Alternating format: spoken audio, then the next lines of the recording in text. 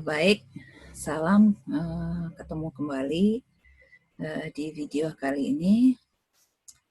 Maaf kualitasnya mungkin berbeda dengan yang sebelumnya.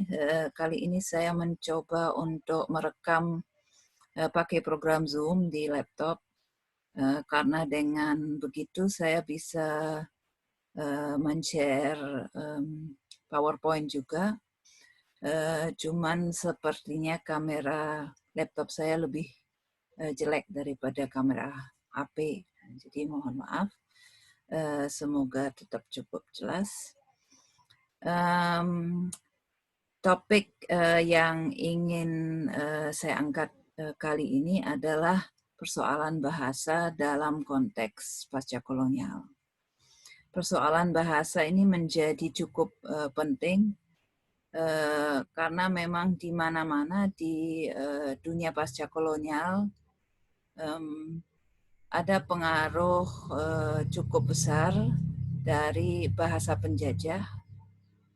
Bahasa penjajah umumnya digunakan di masa kolonial sampai saat ini untuk banyak jenis ekspresi atau kepentingan. Dalam hal itu, Indonesia sebenarnya merupakan perkecualian. Hampir semua negara pasca kolonial menggunakan bahasa penjajah, entah sebagai bahasa nasional atau sebagai salah satu bahasa terpenting di negara itu. Di Indonesia tidak demikian. Bahasa Belanda mungkin sekedar masih diingat oleh sebagian orang-orang tua, tapi selain itu bahasa Belanda tidak banyak pengaruhnya.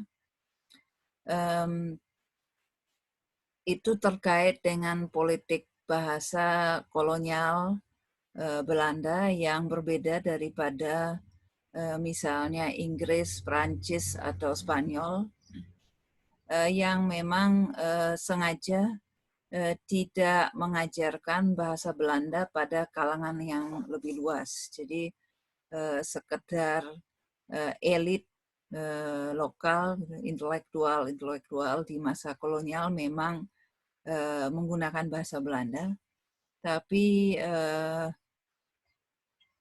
banyak sekolah yang didirikan di masa kolonial pun lebih menggunakan bahasa Melayu daripada bahasa Belanda. Jadi bahasa Belanda itu benar-benar diakses hanya kalangan yang sangat terbatas dan kemudian tidak digunakan setelah Indonesia merdeka. Jadi Indonesia merupakan perkecualian di situ. Nah, kita akan melihat nanti sejauh mana itu membawa kekhususan di Indonesia dan apakah itu memang berarti tidak ada intervensi dalam hal bahasa di Indonesia atau intervensinya itu sekedar bersifat berbeda daripada di negara-negara pasca kolonial yang lain. Nah, terkait penggunaan bahasa-bahasa kolonial di dunia pasca kolonial, tentu saja bahasa yang dimaksudkan adalah bahasa-bahasa Eropa yang berasal dari Eropa, di bahasa yang secara sangat luas digunakan di dunia saat ini bahasa Inggris, Prancis, Spanyol, Portugis. Nah, ini bahasa-bahasa yang disebarkan lewat kolonialisme, bahwa bahasa Inggris saat ini menjadi bahasa dunia, tentu saja juga menjadi merupakan implikasi dari kolonialisme. Kenapa bahasa Inggris? Karena memang Inggris termasuk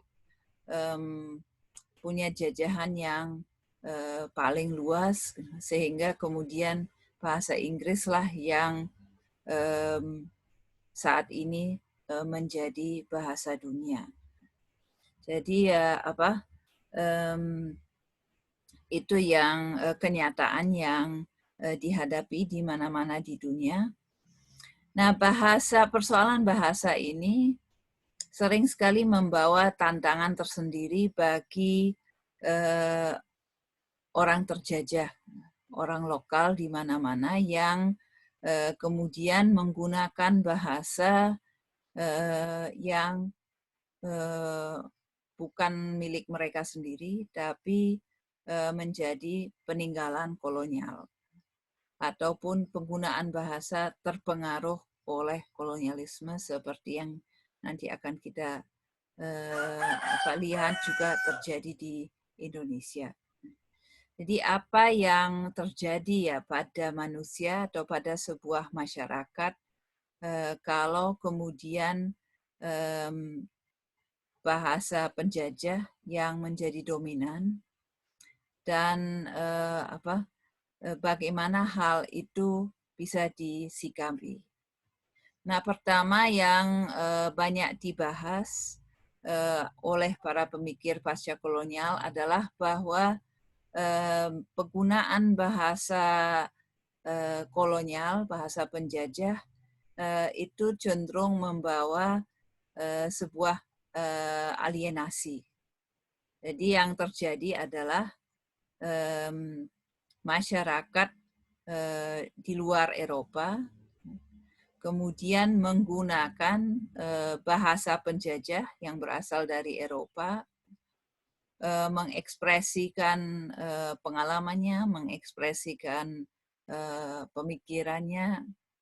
Nah, di situ di satu sisi itu memungkinkan ekspresi yang baru, di sisi lain terjadi tadi alienasi karena bahasa itu tentu terbatas untuk mengekspresikan hal-hal lokal.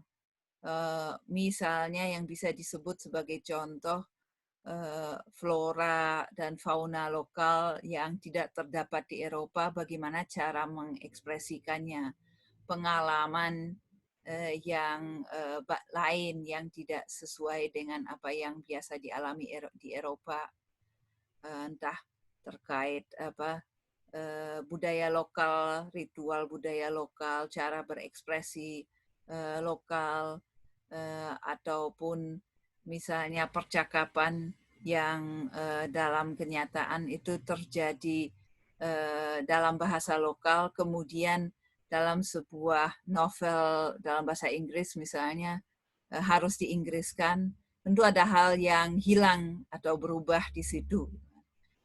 Sehingga pengalamannya selalu seperti terjauhkan dari realitas sehari-hari, berekspresi dengan bahasa yang berbeda daripada yang digunakan secara langsung di konteks itu.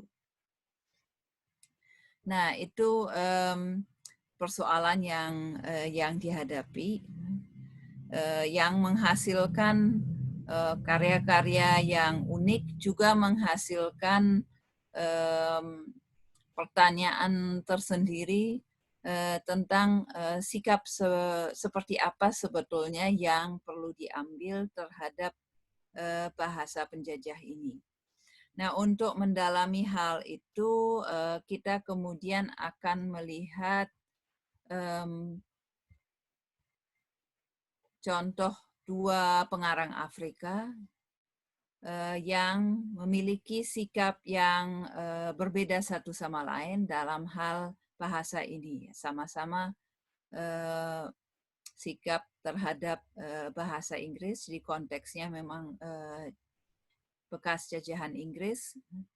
Nah, ini Chinua Achebe dan Ngugi wa Thiong'o, dua sastrawan Afrika.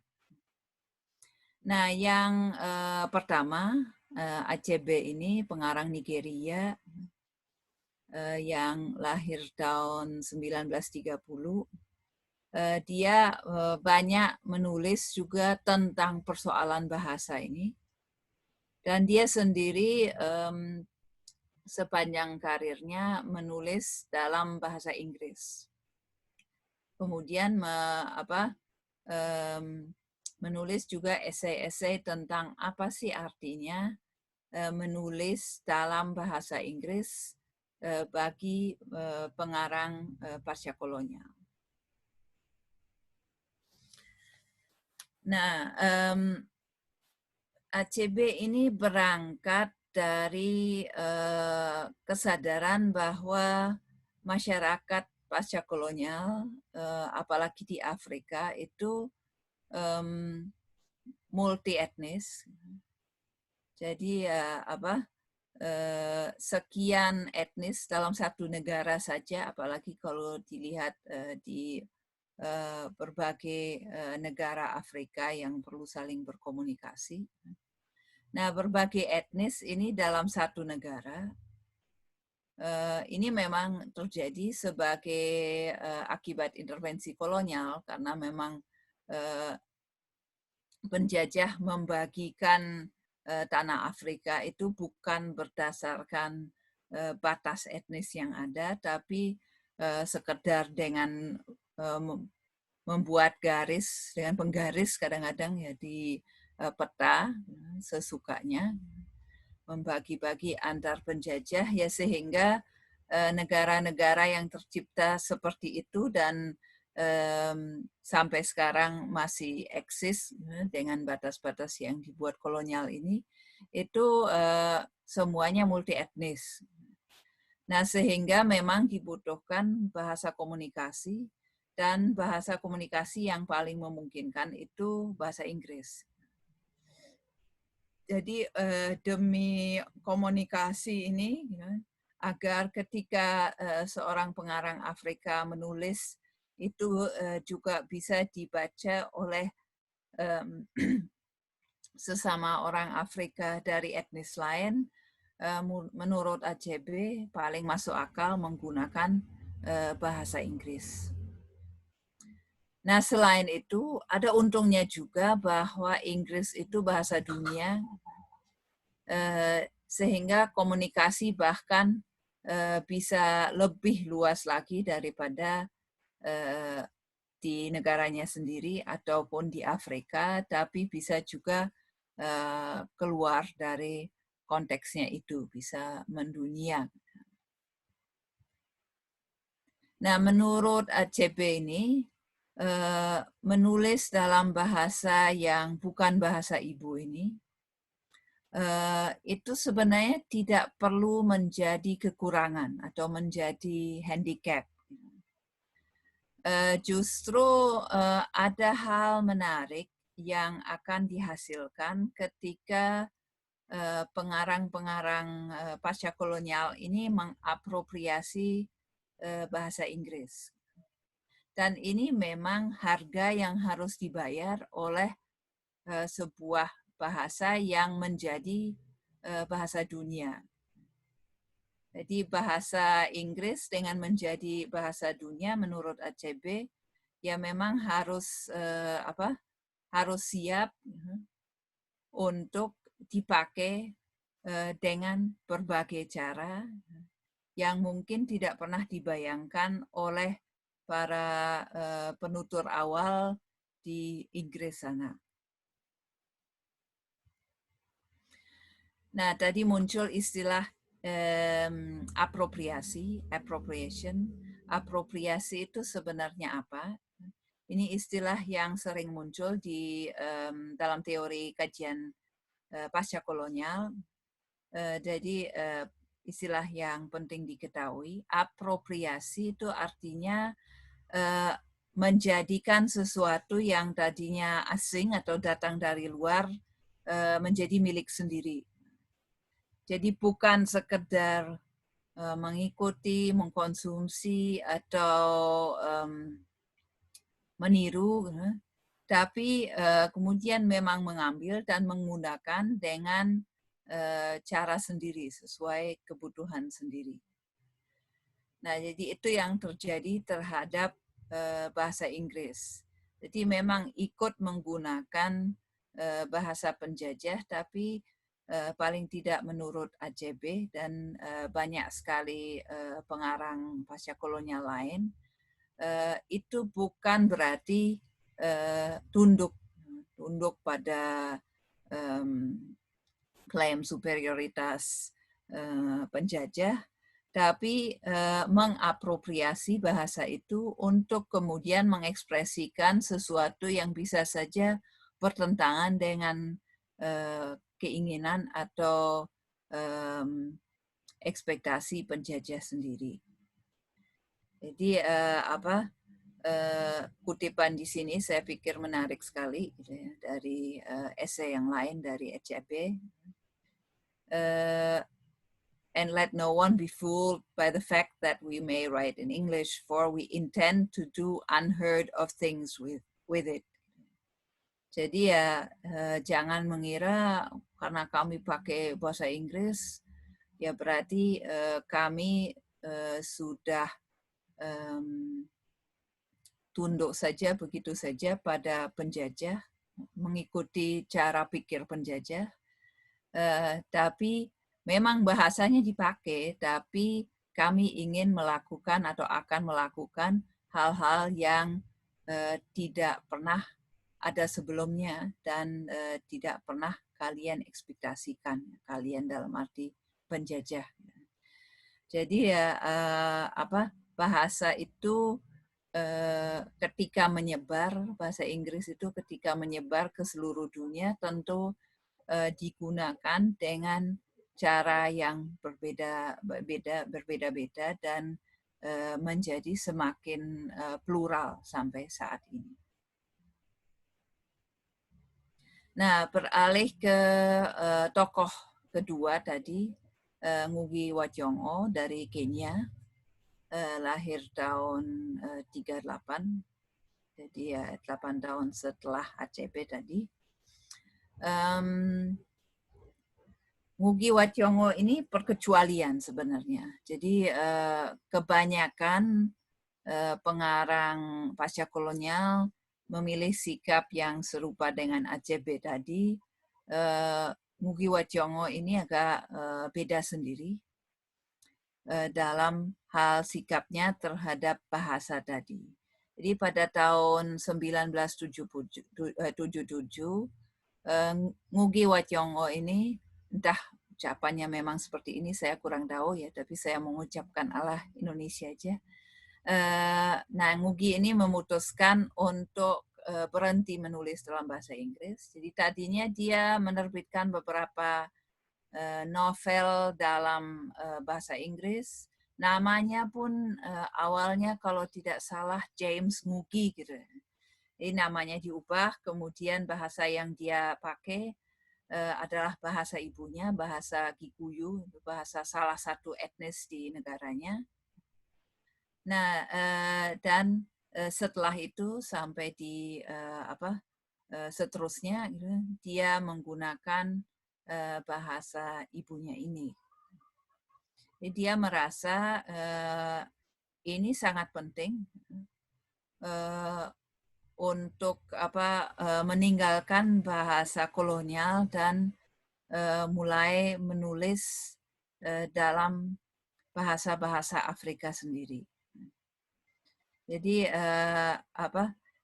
ini alasan utama yang dia pakai. Pertama bahwa walaupun memang bahasa Inggris menjadi bahasa nasional di banyak negara, kemudian juga digunakan misalnya dalam sistem pendidikan, digunakan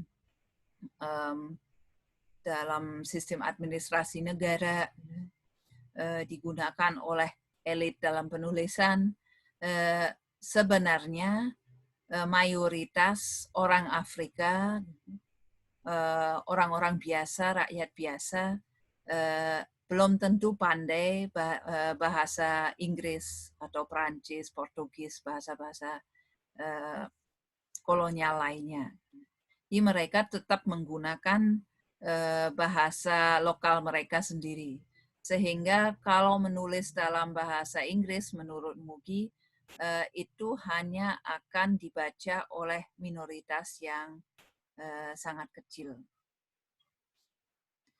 Nah, dalam sebuah momen yang lain, gitu ya, dalam sebuah wawancara, Ngugi sempat menceritakan juga pengalamannya sendiri dengan bahasa Inggris di masa kecil, dan ini cukup menjelaskan mengapa persoalan bahasa ini menjadi begitu penting baginya. Jadi dia menceritakan bagaimana ketika dia besar, tentu itu masih masa kolonial, pendidikan sekolah sepenuhnya dalam bahasa Inggris dan anak-anak dilarang untuk menggunakan bahasa-bahasa mereka sendiri. Nah, bahkan kalau ada anak yang menggunakan bahasa Afrika, dia kemudian dihukum, dipaksa untuk menggunakan semacam tanda yang ditaruh di leher, di mana tertulis bahwa dia bodoh. Nah, sedangkan kalau punya kemampuan bahasa Inggris yang baik, itu dianggap membanggakan. Jadi ada ideologi kolonial yang tampak sangat jelas lewat penggunaan bahasa ini. Bahasa Inggris sebagai lambang kulit putih, lambang budaya Eropa itu dianggap sebagai superior, membanggakan, sedangkan bahasa lokal, bahasa Afrika direndahkan, dianggap sebagai hal memalukan. Nah, jadi lewat sistem pendidikan seperti itu, rasisme sangat sangat tampak dan terus-menerus tersampaikan betapa pribumi, segala sesuatu yang pribumi itu inferior terhadap segala sesuatu yang datang dari Eropa. Jadi ya keputusan Ngugi wa Thiong'o untuk kemudian meninggalkan bahasa kolonial itu juga merupakan sebuah usaha untuk untuk mensubversi atau menghentikan kelanjutan wacana kolonial itu dan implikasinya sampai saat ini. Nah, ini baginya menjadi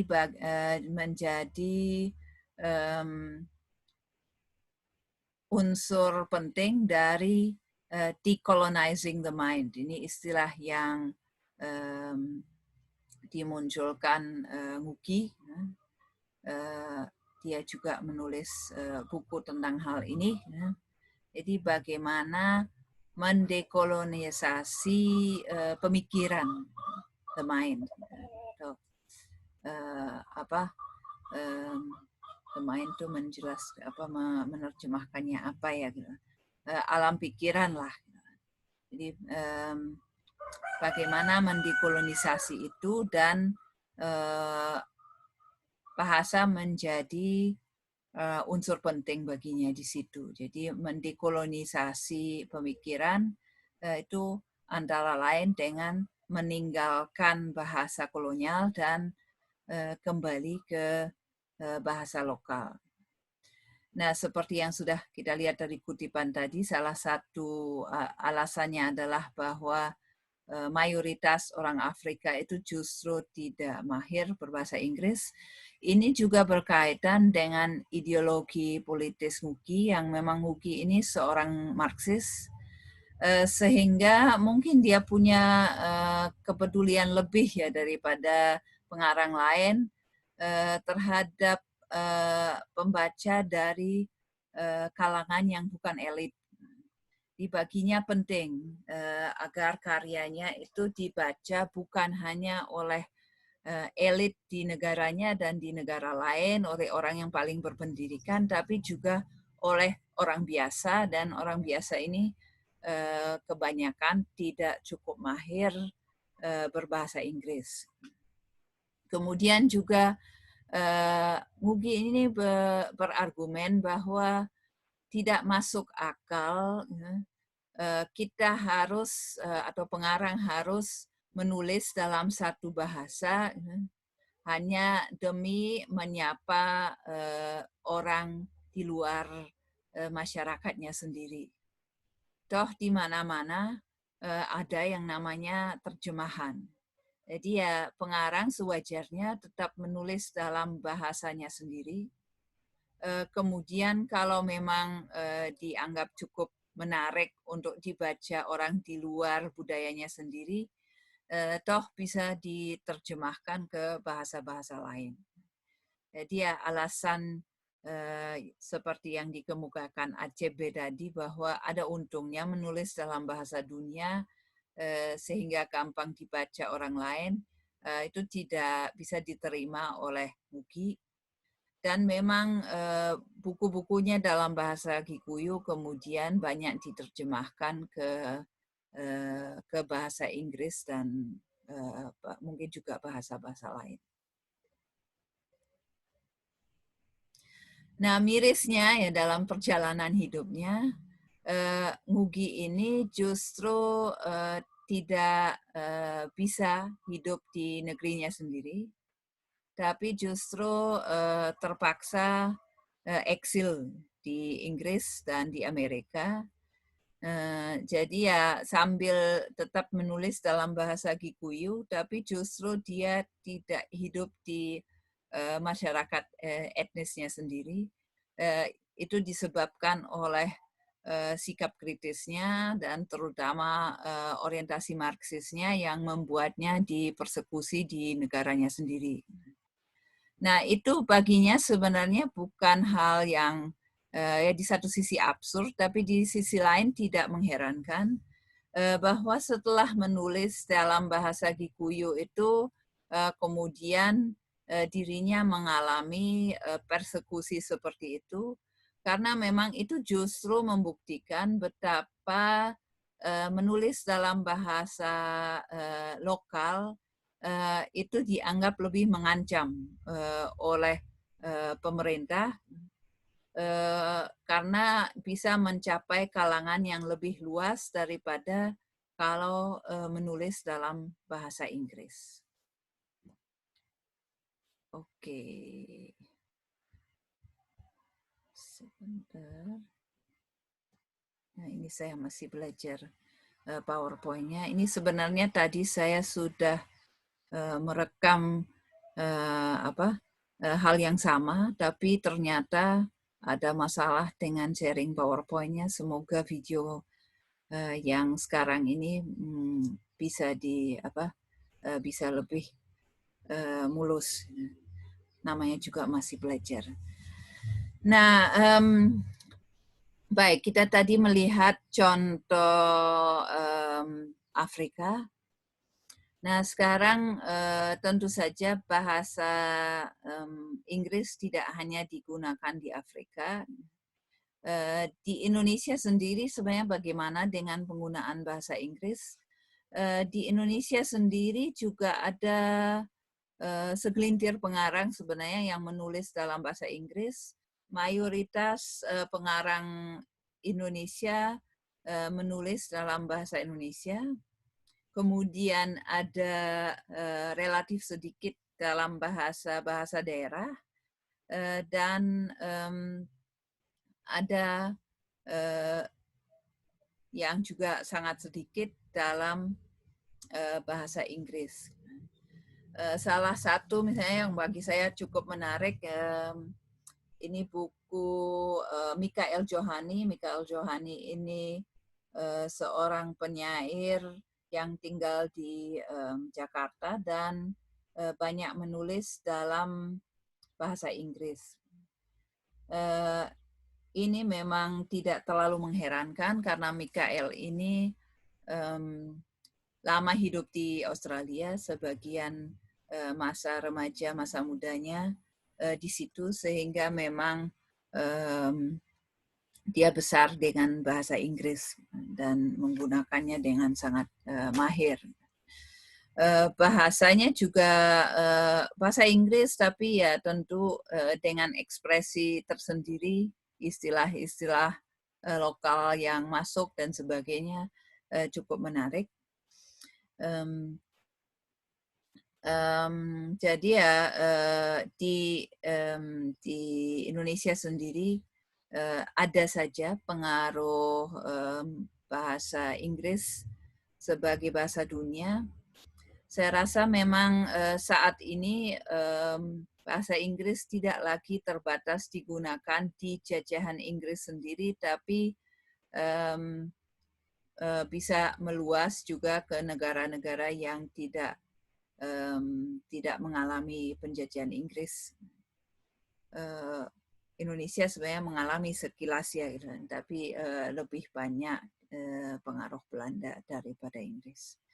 Nah, pada zaman sekarang tentu saja pengaruh yang lebih besar mungkin dalam hal bahasa Inggris datang dari Amerika Serikat, bukan lagi dari dari British English. Nah, kemudian saya juga ingin mengangkat contoh yang lain yang bagi saya menarik. Ini sebuah buku kecil, wah ini mataharinya, yang saya beli di Singapura sekitar 2 tahun yang lalu, kalau tidak salah ingat. Judulnya Notes After Taraweh. Jadi ini pas juga ya, ini pas kita mau memasuki bulan Ramadan. Buku ini ditulis oleh orang Melayu di Singapura, pengarang perempuan yang sekedar katakanlah mencatat pengalaman-pengalaman unik di saat sedang tarawih di masjid. Jadi ya sesuai judulnya, sepertinya dicatat setelah tarawih, kemudian sekedar apa yang diamati tadi orang-orang yang ya mungkin tidak dikenal, tapi sekedar sholat di sebelahnya itu ada mungkin hal-hal yang unik yang diamati dan sebagainya, itu yang dicatat di dalam buku kecil ini. Dan yang membuat buku ini menarik di sini bagi saya sebagai contoh adalah bahasanya. Jadi dicatat memang dalam bahasa Inggris, sesuai dengan yang memang banyak digunakan di Singapura, tapi dengan warna-warna lokal yang cukup unik. Mari kita lihat di slide-nya. Sebentar.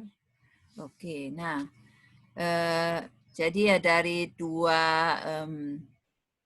contoh ini, dua kutipan ini, kita bisa melihat bagaimana dalam narasi yang berbahasa Inggris, ini kemudian bahasa Melayu, istilah-istilah bahasa Melayu mengalir masuk.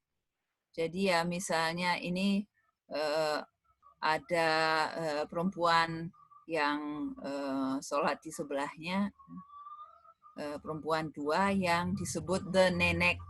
Jadi ya bukan the old lady atau apa gitu, jadi sesuai dengan sebutan yang mungkin biasa digunakan antar orang Melayu di situ atau terhadap orang Melayu. Nah, yang contoh kedua lebih unik lagi. Jadi di sini kata salam kemudian di Inggriskan gitu ya. I salamed her. Saya sendiri kurang tahu ini sebetulnya yang dimaksudkan itu saya mengucapkan salam, jadi mengucapkan assalamualaikum, gitu, atau maksudnya saya bersalaman dengannya, gitu. Kurang tahu, gitu. Tapi ya tidak ada penjelasan juga. Saya mencari beberapa kali digunakan istilah salam ini, salam.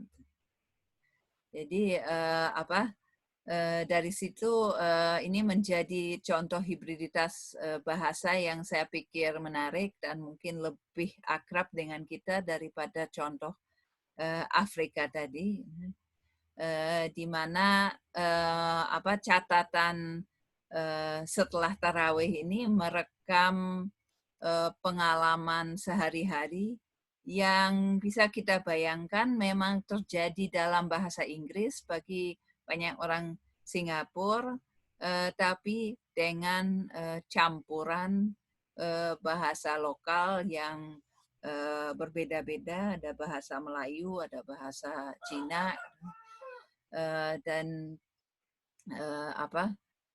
sehingga tercipta bahasa yang bercampur semacam itu. Nah, dari contoh-contoh seperti ini tentu kita kemudian juga bisa bertanya, ini apa mau dinilai seperti apa ya sebetulnya? Sering sekali sampai sekarang bahasa Inggris tetap dipelajari dengan merujuk pada pusatnya dalam tanda kutip, di mana pusat saat ini adalah selain Inggris juga Amerika Serikat. Jadi ya dengan asumsi yang sering tidak dipertanyakan bahwa itu adalah asal-usul bahasa Inggris dan bahasa Inggris bahasa Inggris British atau bahasa Inggris Amerika itu yang paling benar. Nah, dengan melihat bahasa Inggris seperti ini yang beragam, nah tentu bisa dipertanyakan, apakah ini bahasa Inggris yang salah? Misalnya, apakah kita bisa mengatakan ya salam mungkin lucu-lucu aja, tapi ini yang salah. Tidak ada kata seperti itu dalam bahasa Inggris. Atau kita bisa mengatakan, loh memangnya kenapa? Siapa bilang bahasa Inggris itu milik Inggris atau Amerika? Bahasa Inggris sekarang juga milik orang Singapura dan kemudian bisa berubah sesuai dengan kebutuhan dan ekspresi diri orang yang menggunakannya di mana-mana di dunia. Jadi ya ini persoalan yang cukup kompleks yang dialami oleh sebuah bahasa yang menyebar secara global seperti itu. Nah, mari kemudian kita beralih dari konteks bahasa Inggris ke Indonesia untuk sekilas melihat kondisi di Indonesia. Nah, kita melihat tadi bahwa dalam konteks negara-negara berbahasa Inggris atau masyarakat bekas jajahan Inggris, pertanyaan utama yang dihadapi adalah bagaimana menyikapi dominasi bahasa Inggris. Apakah dengan mengapropriasinya dan kemudian menggunakannya sesuai kepentingan sendiri atau dengan melawannya, meninggalkannya seperti yang dilakukan oleh Mugi Wadyongho. Nah, dalam konteks Indonesia, pertanyaan semacam itu tidak terlalu relevan karena seperti yang sudah saya katakan di awal, bukan itu yang terjadi. Nah, bahasa Belanda tidak mengambil peran yang penting, tidak banyak orang yang menulis dalam bahasa Belanda, sastrawan-sastrawan yang menulis dalam bahasa Belanda di masa kolonial sangat terbatas, mayoritas menulis dalam bahasa Melayu. Nah, jadi ya apakah itu berarti bahwa di Indonesia tidak ada persoalan? Karena memang tidak ada dominasi bahasa Belanda yang serupa dengan dominasi bahasa Inggris di Afrika tadi misalnya, sehingga justru Indonesia katakanlah terselamatkan dari awal punya bahasa aslinya sendiri, tidak ada campur tangan apa-apa dari pihak kolonial. Nah, apakah seperti itu? Ternyata juga tidak sesederhana itu persoalannya. Nah, untuk melihat persoalan bahasa di Indonesia, menarik kita menengok sebuah artikel yang ditulis oleh Henk Mayer tahun 93. Tulisan ini cukup panjang dan penuh detail yang menarik. Silakan dibaca sendiri. Saya hanya akan mengangkat gagasan utama secara sangat garis besar, karena ini kasus yang menarik juga bila dikaitkan juga dengan teori Homi Bhabha yang sudah kita pelajari terkait hibriditas. Sangat tampak wujud persoalan hibriditas dan kecemasan kolonial dalam kasus ini. Nah, jadi menurut hasil penelitian Mayer, apa yang terjadi di masa kolonial di Hindia Belanda adalah perubahan dari awalnya heteroglossia menjadi poliglossia. Di heteroglossia itu adalah sebuah kondisi di mana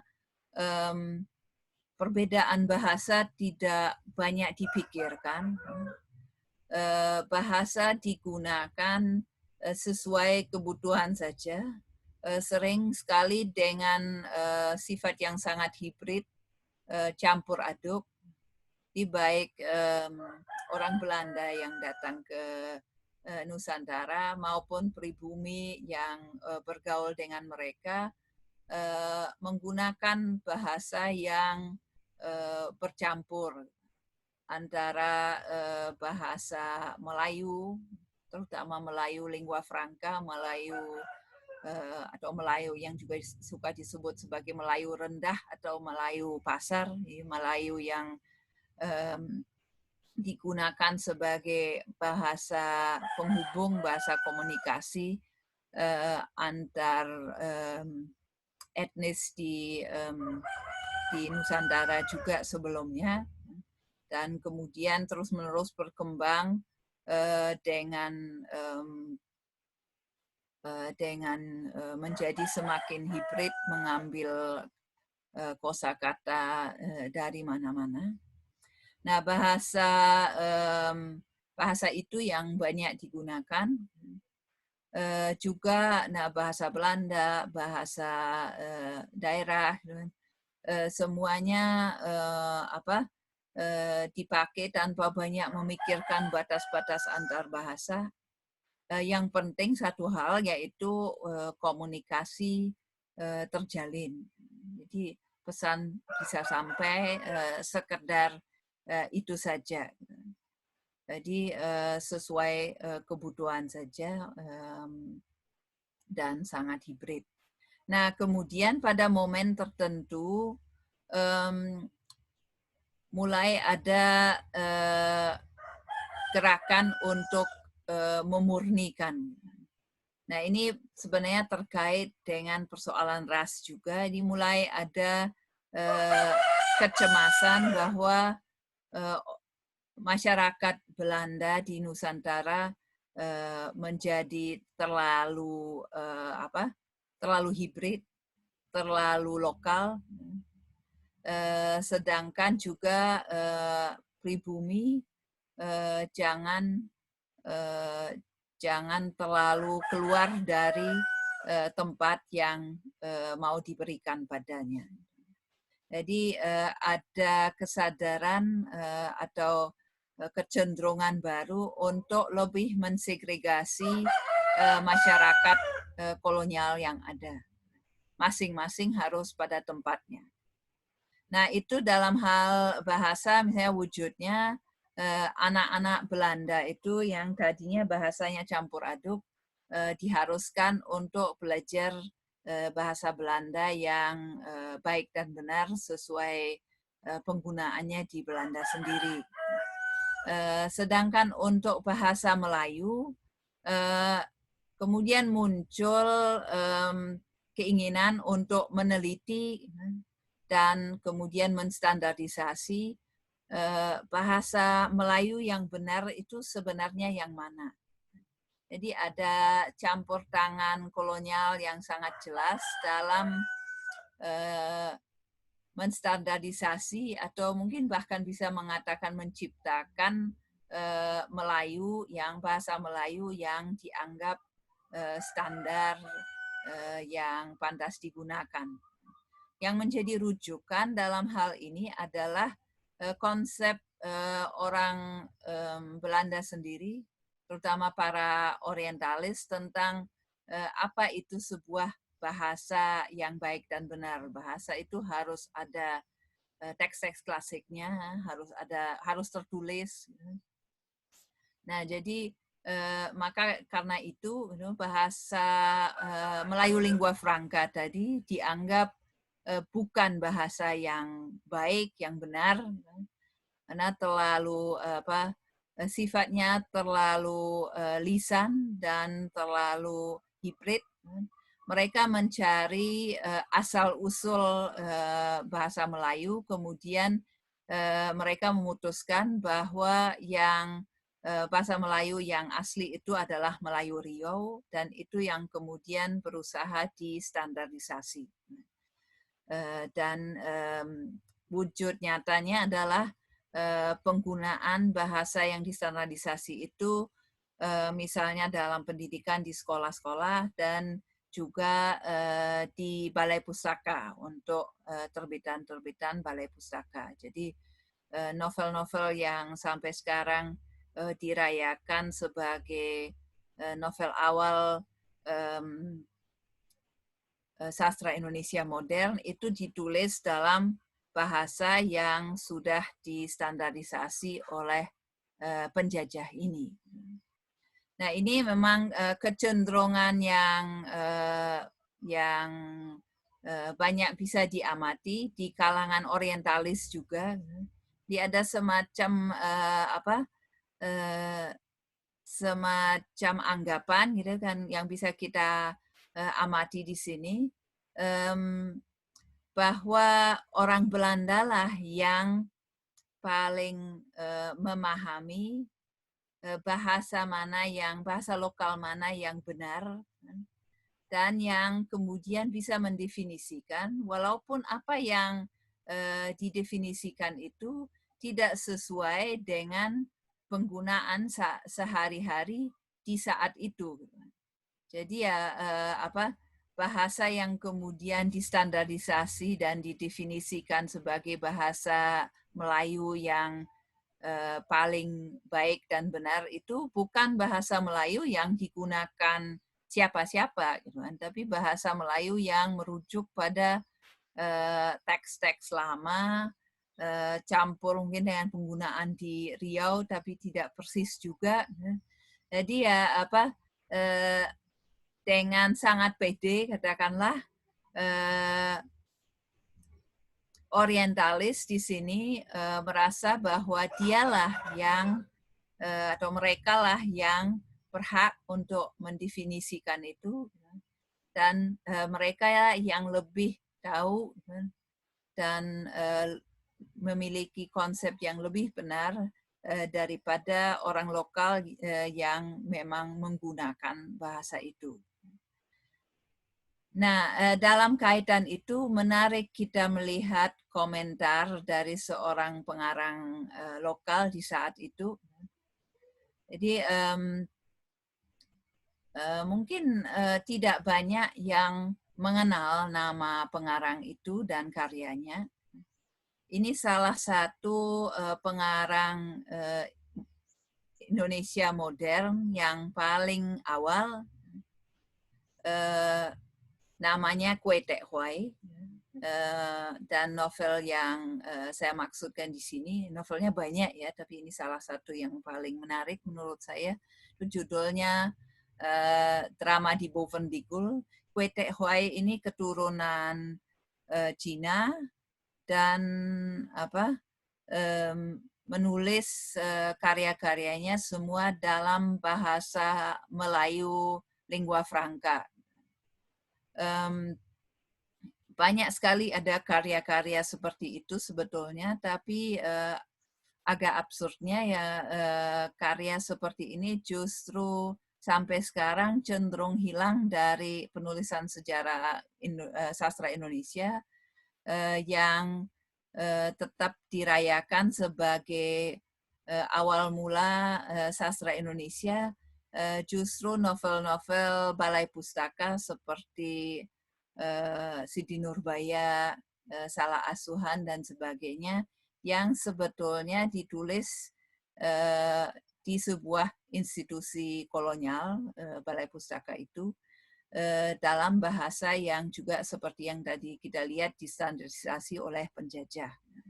Jadi Kue Tek Huai ini dan banyak pengarang lain yang ya sebagian dari kalangan Indo, dari kalangan Cina, ada juga pribumi itu yang menulis dalam bahasa Melayu lingua franca. Nah, menarik bahwa dalam novel Drama di Bovendigul ini ada adegan di mana persoalan bahasa ini secara eksplisit dibicarakan. Jadi dalam novel ini ada salah satu tokoh pentingnya itu seorang pengarang orang Cina dan pengarang itu ya seperti Kue Tek Huai sendiri umumnya menulis dalam bahasa Melayu. Nah dan di sini anaknya yang di situ namanya Dolores. Nah tokoh Dolores ini membicarakan persoalan bahasa ini. Dia secara eksplisit juga di situ menyebut bahasa yang menggunakan ejaan Van Ophuizen. Van Ophuizen adalah seorang orientalis, seorang ahli bahasa dari Leiden yang memang Van Ophuizen ini yang paling berpengaruh dalam standarisasi bahasa Melayu sebagai Melayu Riau tadi. Jadi dalam novel ini tokoh Dolores secara langsung menyebut bahasa yang distandarisasi ini sebagai bahasa Melayu ejaan Van Ophuizen. Kemudian dia berkomentar tentang bahasa itu, bahwa jadi dia menyadari bahwa banyak orang menganggap bahasa Van Ophuizen ini, Melayu Van Ophuizen ini sebagai Melayu yang lebih standar, lebih baik, tapi menurutnya dan menurut ayahnya Melayu rendah atau Melayu lingua franca itu sebenarnya lebih cocok digunakan untuk mengekspresikan diri di masa itu. Jadi ya di sini dalam kutipannya kita bisa melihat ya dia mengatakan ini lebih cocok untuk mengekspresikan diri. Jadi bahasa dia tercipta guna kepentingan manusia, bukan manusia buat bahasa. Jadi menurutnya ya bahasa Melayu Van Ophuizen itu akan terasa asing dan tidak sesuai dengan kebiasaan sehari-hari, sehingga terasa ganjil gitu kan. Atau ya sebenarnya itu sesuai dengan konsep alienasi tadi ya. Jadi orang orang pribumi di masa kolonial pun ternyata mengalami alienasi saat harus menggunakan bahasa Melayu yang distandarisasi oleh orang Belanda ini. Nah, ini dirasakan tidak cocok. Kemudian di kalimat terakhir dia mengatakan, tapi ia bilang, ia maksudnya ayahnya yang pengarang itu, style dan aturannya Melayu Riau tidak bisa dipakai buat lukiskan pikiran secara aturan barat yang sifatnya terang dan ringkes. Jadi yang menarik di sini muncul secara aturan barat. Jadi ada kesadaran bahwa ekspresi yang mereka inginkan saat itu pakai aturan barat atau sebenarnya bersifatnya hibrid. Nah, misalnya ekspresi dalam bentuk novel kan jelas bentuknya itu, genrenya itu diapropriasi dari barat. Pengalaman hidup sehari-hari juga hibrid, sehingga bahasa Melayu lingua franca yang juga hibrid itu dirasakan lebih cocok daripada bahasa Melayu Riau yang distandarisasi oleh Van Ophuijsen tadi. Jadi ini sedikit soal sejarah bahasa Indonesia dan persoalan bahasa baik lokal maupun Inggris dalam konteks pasca kolonial. Nanti bisa didiskusikan lebih lanjut. Untuk video ini saya akhiri dulu di sini. Terima kasih.